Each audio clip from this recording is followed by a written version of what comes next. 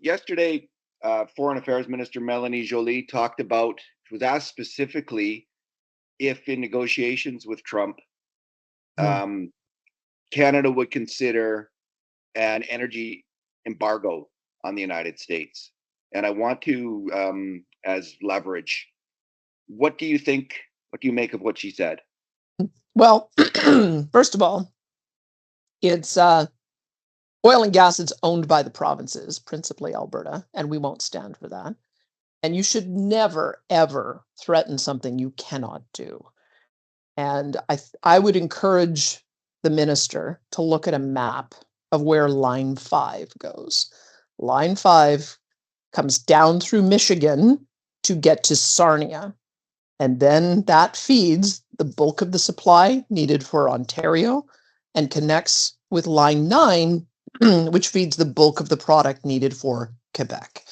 And so if you cut off that line, you are cutting off Ontario and Quebec. So I would encourage the ministers to either understand how our integrated pipeline system works, um, and start looking at ways that we would be able to practically respond, because there's no point in making empty threats that cannot be executed on.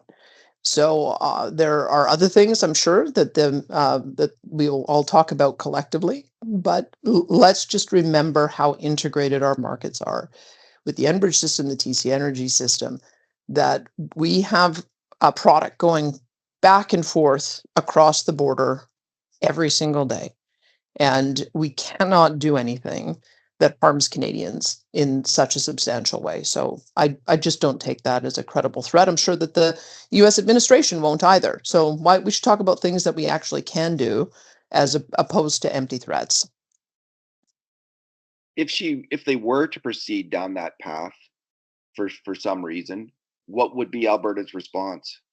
Well, they will have a national unity crisis on their hands at the same time as having a crisis with our US trade partners. We just won't stand for that. And I don't think Ontarians and Quebec should stand for that as well. They shouldn't be standing by and listening while a federal minister talks about cutting off their energy supply. That's just not on. That makes no sense.